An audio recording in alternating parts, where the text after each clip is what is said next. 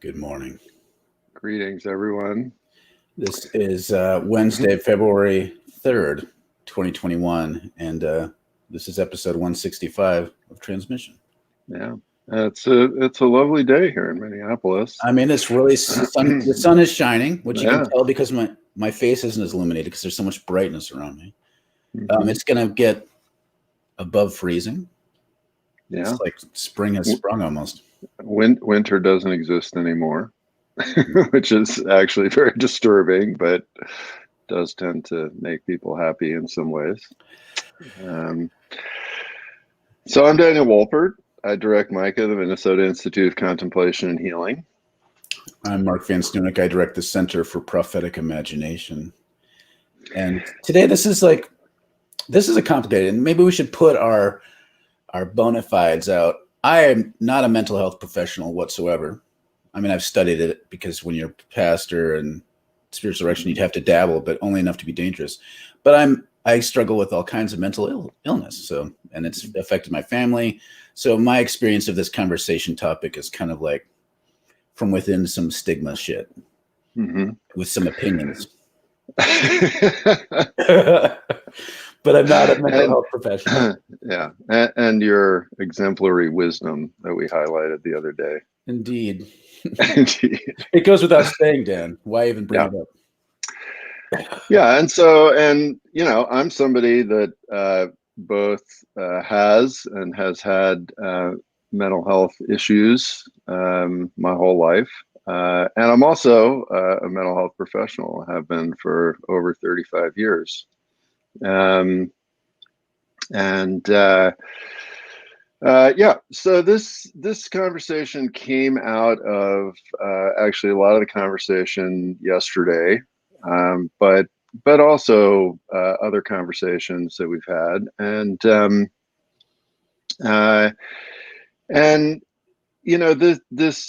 this entire question of how we use terms related to our mental state is very important. It's important in terms of how we're dealing with individual people. It's important in terms of how we're dealing with some of the systemic issues that we're facing. It's important in terms of a lot of the conversation about our leaders. Mm-hmm. So it's a big thing, and we thought we'd devote an entire issue to it. And but first, we got to talk with our climate change deniers. I'm just kidding. I know you're not. Yeah, Tyler says, Dan, you won't be saying winter doesn't exist a few days when it's 30 below zero. Yeah, I still will be saying that, Tyler, because it'll be 30 below zero for a day. And, it's funny how quickly we forget, right? I mean, I remember one winter when we lived in New England where the warmest it got for the entire month of January was 10 below zero.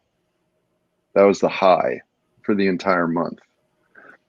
And, months like that just don't exist. Yeah, we'll get a couple days, and people go, oh my God, this is so horrible. It's below zero for 2 days. And it's like, that's not winter. Yeah, I remember it's just a little blast. I feel like getting 20, 30 below was not like super every day in the winter growing up in kind of central to northern Minnesota, but it was not uncommon. And I remember several times growing up where it got below like to 40 below. Oh yeah. And no, I'm not even talking about wind chill factor, but now like if it gets even to like 10 below, it's kind of astonishing. Yeah. It's more unique. So yes, to anyone else who hadn't experienced 40 below as a regularity, that might still seem like winter, and indeed it is. It's still freaking cold, but it's not. Winter ain't what it used to be. No, not anywhere close. And you especially experienced that when you were walking to school 9 miles uphill both ways, right? That's right. Those good old one-room schoolhouses. I remember it was like 15 below, and I fell asleep behind the wheel and woke up with snow flying over the car, and I was like 3 miles into town, 3 or 4. And I just had a little jacket and loafers and dress socks on. And I'm like, fuck it, I'm going to walk. I'm in Minnesota. By the time I got to town to my brother's apartment, my feet were purple. Yeah. So it's like these sort of heroic tales won't exist in the future when it's warm, and you'll have to try hard to get frostbite. That's you right. You have to try. You have to work at it. It won't happen to you. Okay. All right. Back to our topic. So, as we often tend to do, I think it would be great to start off with a little bit of history to locate ourselves in all of this. So, everybody throughout time has recognized that human beings have different states of mind. And some of these states of mind are common, and some states of mind are more uncommon. And some states of mind seem very extreme. Some states of mind cause a lot more suffering than others. And so beneficial than others. Some states seem more beneficial than others. And so every society has had a way of talking about that. And as we've talked about with capitalism, like capitalism is not some objective reality that is, imposed upon human beings as this best economic system ever. And in the same way, our current model of mental well-being is also not the only model that exists. So, for example, in many societies, right, the idea of non-material forces, which sometimes get called demons, taking people over, is one model of mental well-being, and not. In the Buddhist tradition, there's a 2,500-year, very sophisticated tradition of describing mental states and how to work with those. And in that, there's really very much this continuum of mental processes. So there isn't a sense that, one type of mental state is well and another type is ill. There really is much more of a sense of, an ego self with habitual patterns and an enlightened mind, and both of those kind of coexisting within all of reality. The other thing is that different traditions will also have ways of talking about individual mental states versus collective mental states. Right? So there are many traditions that recognize that our mental state is not just ours, sort of sitting within the brain, and there's this solid wall between us and everybody else. But that mind is a much more dispersed property, and that we share in that. And so my mental state is composed of my own experience and what comes from me, but it's also composed of other people's experiences. So all of these different systems have existed throughout history, and when we got into the 20th century in America, right around the same time as the fundamental movement, which we've talked about before, there was a similar movement within medicine, because there were many different types of medicine being practiced in the West and in America. So there was what we call allopathic medicine, there was homeopathic medicine, there was naturopathic medicine, there was osteopathic medicine, right? Many different systems. And each one of these had a slightly different view of mental well-being and not well-being. And there was a big political power play, as there so often is in human systems. And a group of allopathic doctors got together and commissioned something called the Flexner Report. And you can Google that and read up on it if you want. Basically, they decided that allopathic medicine was the only sort of truly valid medicine in America. And that was really the beginning of the major takeover by our entire medical system of this, what we now call this medical model of health and illness. And so, so that is the model that we have inherited. Now, for a while, when basically psychoanalysis was the primary Western psychological model, that kind of existed alongside of the medical model of physical illness, but increasingly, particularly because of the lobbying of the drug companies, increasingly mental well-being and not well-being has been subsumed into this medical model of health and wellness. And we could probably have an entire podcast dedicated to talking about all the specifics of this, and I'm sure they exist. There's probably a podcast out there that focuses just on mental health and this, but there's all kinds of downsides to that. And to me, just again, to make a disclaimer, Janet and I were talking about this before, and I take several medications, and my son does too. He's 12.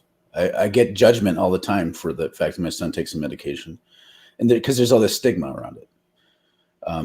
And there's also this recognition that shouldn't be that way. In a good world, we wouldn't have to take medications. And my thought is, you're right. I actually don't think that I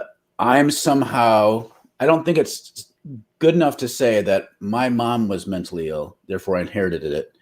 And so it's just a purely material deficiency that needs to be corrected with material means. That's hugely problematic in so many levels. It puts all the blame on the atomized individual as the inheritor of something. It doesn't look at systems, doesn't look at our whole embodiment.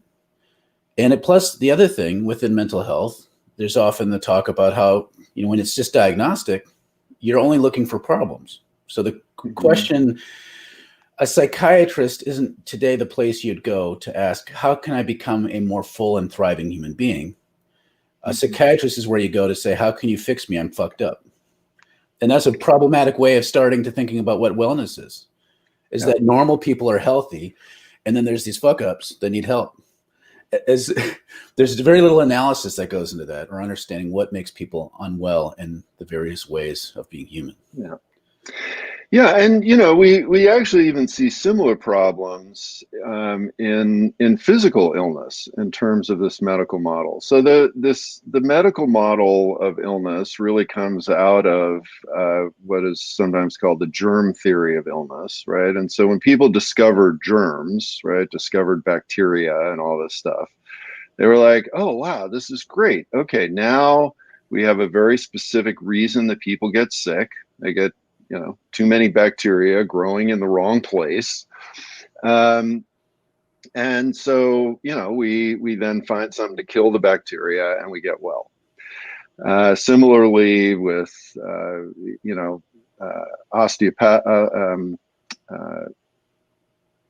my mind just went blank. Similarly with stuff like broken arms and legs, I was trying to think of the sophisticated term, but my mind went blank. It's obvious that, okay, if you got a bone sticking out of your leg, that's the problem. And you put your leg in a cast and, you heal and you get better. But the thing is that there are many, many illnesses that are clearly not simply the result of some simple cause and effect issue like that. And so, we are seeing more and more that this very strict medical model just does not account for all kinds of things that are going on. Things that are going on inside of us, things that are going outside of us. So, for example, if I live in a food desert and I can only buy garbage food to feed my family, and my family gets an illness, well, what is really the cause of that illness, right? Is it something physically going on inside of me? Well, in some ways, right? I'm overeating sugars and all kinds of garbage. But really, the cause of that illness is social, right? It's the fact that I cannot have access to, or I cannot afford healthy food, right? And society is feeding me garbage, right? And so then I may take medication for my diabetes because I now have this thing that, the symptoms are bad and problematic. But the medication is not really fixing the illness, right? The medication is providing symptom relief, and it's very important.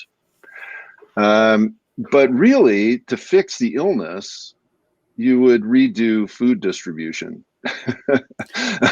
in the United States. That would What? fix the illness. Yeah, and it just so much is driven. Like, so this is where we have this medical model and capitalism kind of becoming friends with the way billing works in hospitals. It's like we got to figure out what the specific thing is, do it as cheaply as quickly as possible, and we can only look at this atomized individual. Within therapy, you can maybe do family systems kind of therapy, but generally speaking, mental health is treated the same way. Mm-hmm. And there's no real deeper asking of like, well, what's the best way for this person to be healthy? Right. So, and one very specific example of this, so the DSM, the Diagnostic and Statistical Manual, which is the big diagnostic Bible of mental health, mm-hmm. and which then also you have to code using that to get your services paid for. Mm-hmm. Insurance companies do not recognize, nor until very recently were there even sophisticated diagnosis codes for family problems. So, for example, as a family therapist, if I was treating a family, but I wanted their insurance to pay, even though it was very clear to me that I was treating the entire family, I would have to make up diagnoses for the individuals in order for that to get paid for. Right. So this entire medical system is now forcing us in this one direction, in this one set of descriptions, and is not really giving us any kind of really sophisticated, deep, broad description of the mental reality that we're all facing. Mm-hmm. We got some comments coming in. Tyler writes, there's that quote, it's no measure of health to be well adjusted to a profoundly sick society. Mm-hmm. I mean, there's a lot to this. And, mm-hmm. We were talking beforehand about how different ways we could get in trouble in this episode because there's a lot of hot topic stuff. But to me, this is helpful to think about mental health this way, but also when you're reading scriptures and reading about demons, like our assumption usually is demons happen to bad people. And so it's because of their sin. But to me, the way to understanding demons possessing someone is that an individual who is sensitive is inflicted by the problems of the society to the point where they manifest it like a mirror to give the society a chance to repent. In some ways, you could say they're a sacrament, a means of divine grace.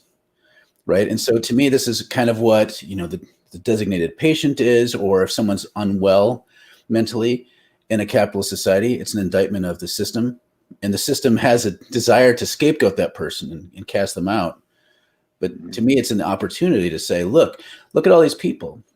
Look at all these children struggling with mental health right now. Right. So it's an indictment of the system. Yeah. And you see, this is why, to me, the contemplative psych lens is so much more valuable than the medical model, because that lens, first of all, does not really talk about these discrete individual illnesses. It basically looks at states of mind and a continuum of states of mind. And it looks at the entire person within their social ecology. And it basically says, what are the factors that are engaging this person? How are they engaging their experience? What are the things that have happened to them? And then it really says, okay, well, what's the best way to be of help? And is open to all kinds of different modalities not based on some idealized type, right? I mean, we were talking before about, how there'll be these memes like, oh, depressed, don't take medication, just go for a jog, right? And that's really horrible, right? I mean, obviously, if going for one jog would make somebody not depressed, everybody would be doing that. Now, can jogging help? Yes, it Sure. can. But when you don't have a holistic view and you're not willing to be open to all kinds of different helps, you end up atomizing everything in the same way that the medical model does, and it's not helpful to people. Gus says, whenever these topics come up, I think of a client I worked with years ago who had a developmental disability that reduced his cognitive ability severely. And yet, he was, despite extreme hardship throughout his life, one of the most joyous people that I'd ever met. Mm-hmm. Well, and so it's interesting, like, again, because of that, our system, we focus on the disability part, not the joy part. Mm-hmm. How do we fix the disability part? Not how do we affirm and lift up the joy part? Yeah, because we don't.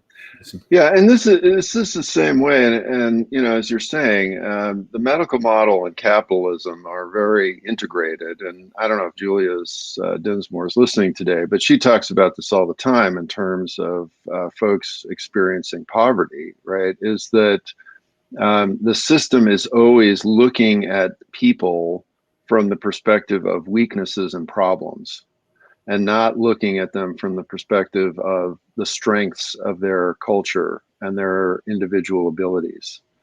And this is the problem with the illness-related model. It's one thing to say, "Oh, my arm is broken. Yeah, I need to be in a cast." But when you're talking about the whole person, right? So our mental experience, our states of mind involve our whole person. And to start to somehow say that, a person is sick is really, really problematic on many, many levels, right? And it's much more valuable to begin to engage the sum total of our experience, which sometimes involves suffering and sometimes involves joy and not suffering. And sometimes the suffering is actually helpful, right? So it's and again, the medical model flattens all of this into a very actually pathological perspective on people. Yeah. So Julia says we are so pathologized. And this brings up another thing, like talking about suffering. Okay, so in our society that's pluralistic, we don't have the same categories that we share about things like sin or different ways of talking about malformation. But we do share this medical model as kind of the default. And so wellness becomes the dominant metaphor for talking about everything in life. And medical model is the way we kind of deal with everything. So then the common good is people living longer and dying less. That's the ultimate goal, the ultimate good. And because of that, suffering is avoided. Now, I don't want to valorize suffering and say that all suffering is somehow redemptive. No. But, and this is an important but, when you pathologize the avoidance of suffering, you end up with all kinds of horrible shit. Right. I mean, this is, Dorothy Sola talks about, the middle-class consciousness tendency towards apathy being a manifestation of the pathologized avoidance of suffering. Meaning that if you think the ultimate good is avoidance of suffering, you're going to miss out on all kinds of stuff. You're going to miss out on all the pathos and the passions and the pains that actually are part of the transcendent and abundant life. And so again, this is where this model does for us, is that we don't know what it means to be fully human. We only know how to avoid feeling like shit. That's not, well, and the irony is, we're not even good at it. Right. The irony is, the more we try to avoid that, the less it works. I mean, that's one of the interesting twists of all of this, because it's an insufficient way of understanding the world, and so it's flawed. Ceres writes, the medical model is not necessarily scientific. Yes. Which I'm sure maybe there's people listening who are like, what? Yet we still push this false equivalencies. Many neuroscience research is challenging the medical model of mental health, yet we still enable unscientific and inhumane bullshit on mental and physical illness. Yeah, and just to give one specific example, if this is something new to you, this comment. So, one of the images or myths that has been again pushed by this medicalizing model is this idea of mental illness being, quote, genetic, right? And you just gave an example of that, Mark. Like, my mom's depressed, I'm depressed, therefore I inherited it. This is actually not how genetics works, but it's the sense that we have about how genetics works. And so we're kind of given all of these little shorthands that sound scientific-y, and many of them are just completely wrong. And another great example of how the drug companies have pushed this is that in Japan, there was no term for mild depression. There was no word for that, or series of words for that. And about 2 decades ago, the drug companies invented a word which they started, circulating in society through their marketing. And then, of course, right behind that was, and we have a medicine to fix this.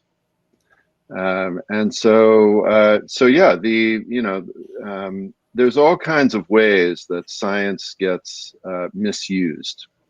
And so, this is some of my concern when everybody goes, well, we have to listen to science, blah, blah, blah, in some kind of uncritical sort of way, because, yeah, science is good and helpful, and the scientific system is just as subject to corruption as any other system. So we have to be careful with that. Well, I mean, it goes into so many different directions. Like, when we start at a certain point, I might step into it with this one, but like, the autism spectrum is getting so large that you start thinking maybe it shouldn't be called one spectrum. And so, and the reason it exists like that is because we have to figure out a way to diagnose so that we can remedy it. And there's, of course, this huge battle between people who want to, like, their kids cured of autism, and other people saying, look, autism is actually a one way of being human. That's fine. You just got to stop being so fucking judgmental about it and let this kid be fine in a system that works for him, instead of trying to force him to adapt to an unhealthy system. So it gets into all this sort of complexity that we can't even talk about properly if all we have is a diagnostic medical model to talk about everything. Yeah, and Becca's comment gets at this. We ignore the spiritual needs that depression, anxiety, trauma, and other mental health issues are drawing our attention to when we medicalize and treat without being curious about why or how our culture works to make us mentally ill.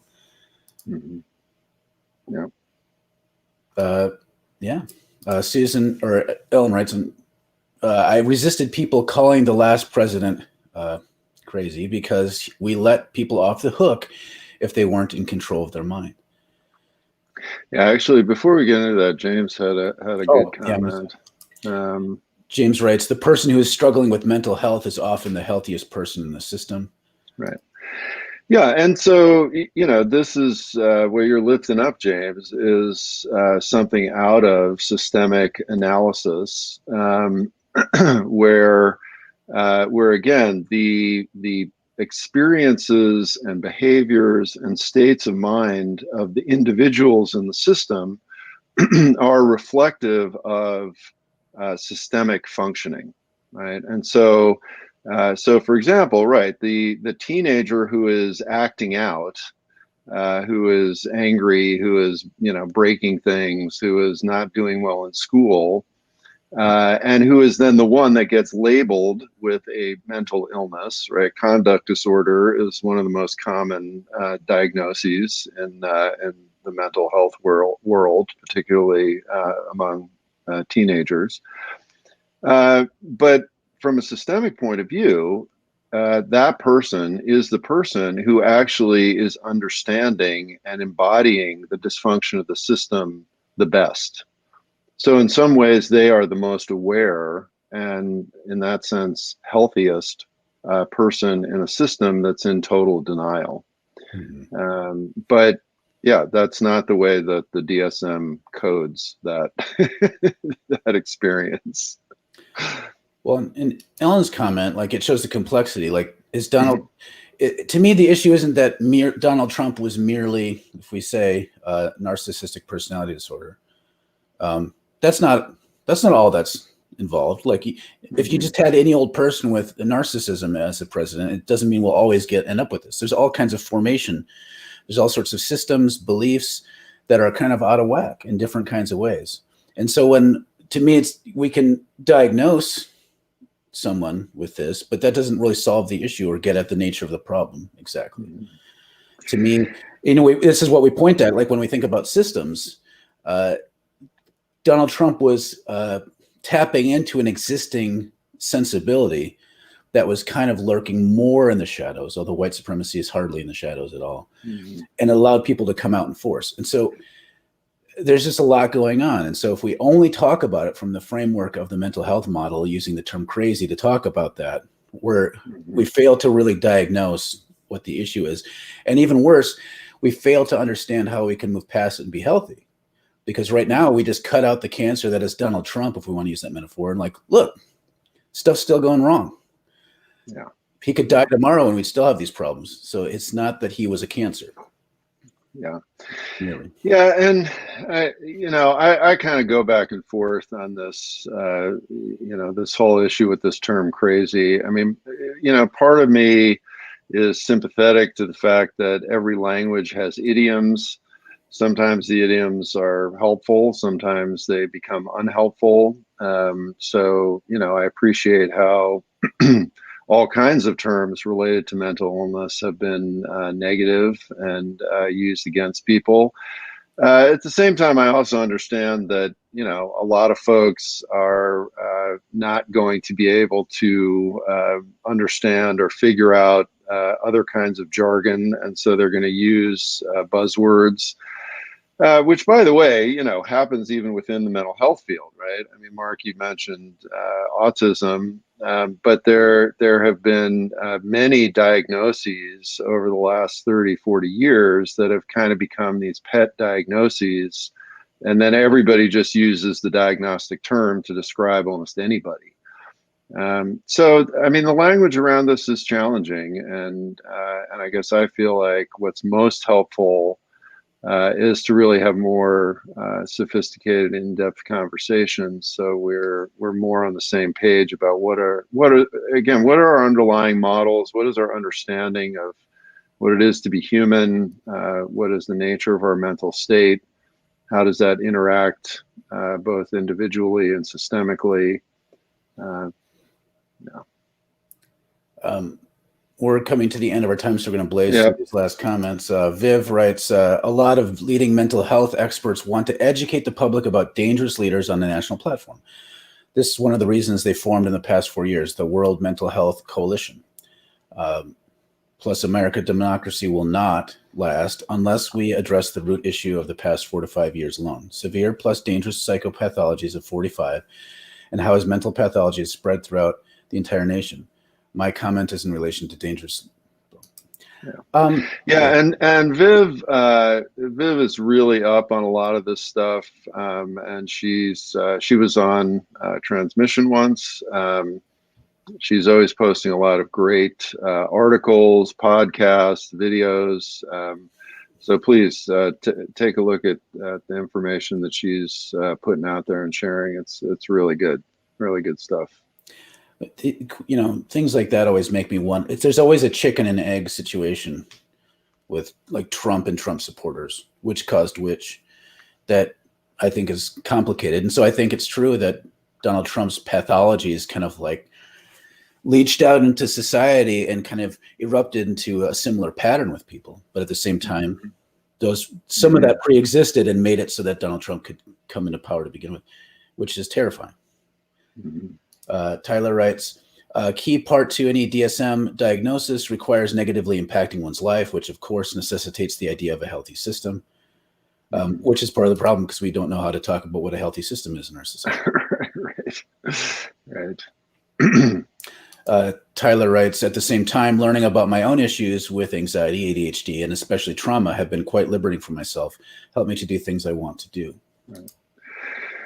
Right, and so that's the thing is that as we engage with our states of mind and our experiences in relation to others and to the whole system that we're in, I mean, that's what becomes very healthy and uplifting, right? And and again, this is what the contemplative traditions have always talked about, that the cure for every state of mind, right? Positive states of mind as well as negative states of mind, is really to begin to pay attention to that experience and to reflect on that very deeply, and that's very liberatory. James writes, I would always get into this argument, folks. A mentally ill person who is self-aware would be a great president. The problem with Trump was that he was evil. It's hard for me to label a human being as evil, but I recognize kind of the thrust of that. And you're right. Like, maybe I would make a great president, but I'm sure I'd do a better job, in part because my struggles with mental health make me sympathetic and sensitive to stuff and make me introspective. I don't know. Lincoln wasn't a great president all around. Like, there's all sorts of criticism, but I mean, he's one of the people presidents folks point to when they talk about presidents with depression. Well, and what that brings up, Mark, is you're describing that, and again, this is something that the medical model just has a very hard time talking about, is the fact that our mind operates on these two planes, right? The habitual pattern plane and the plane of awareness, and you can have very, very challenging habitual patterns going on that may be hard and may again cause suffering. And if you have a lot of awareness going on that other plane, you work with that and experience that state very differently than if you have very low awareness, right? And so one of the things, for example, that is talked about with this diagnosis of narcissistic personality disorder is that people with that tend to have very, very low self-awareness, right? And so, so again, within the different systems, right? And this is a problem, again, with these words, because we're always crossing different models, right? So when we use the word evil, I mean, that's not coming out of a medical model. Medical model has nothing to say about that, right? That's coming out of this spiritual, moral realm and model. So you'd really have to flesh that all out. Well, what do you mean by that word? But within the medical model, what you would say is that somebody with incredibly low awareness and in very, very high narcissism causes a lot of problems for individuals and systems. Now, again, the moral world may call that evil, but that's not something that's not a term that the medical model would use. Catherine writes, I do find it jarring when y'all casually use the C word for what it's worth. Appreciate the conversation and think using alternatives to that word tend to enrich the conversation. I mean, I think that's a good challenge. Like, and I know you talked about the idioms, but like bizarre is a great word that usually gets at what crazy gets at. And part of the problem is it can. I mean, this is the thing. It gets really messy and really complicated because I don't like it when people say, oh, that person's just nuts, and they use it as a dismissive thing, and that their nutsness is why they get dismissed. Then I'm like, well, I'm nuts. So I can assume the best intention, but I know there's enough stigma floating around to where, I've had my moral failings. Like, people point out that I have moral failings or that I have bad politics that because I'm depressed or anxious. So people link these all the time because they're sloppy categories.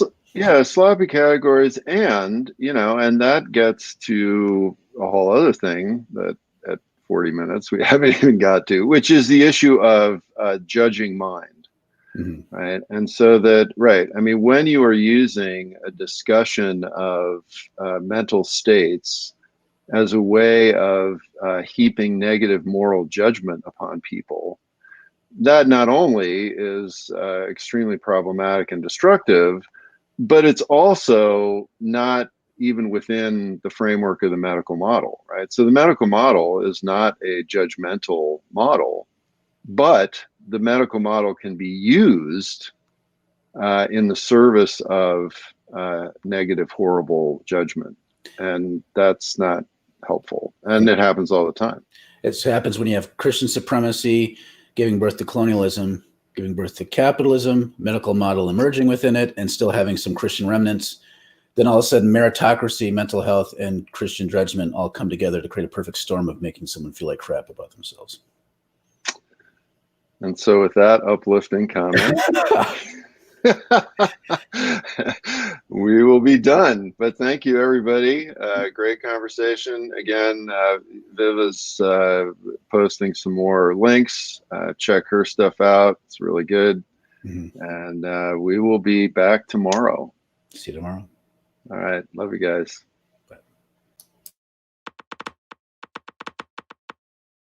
Bye.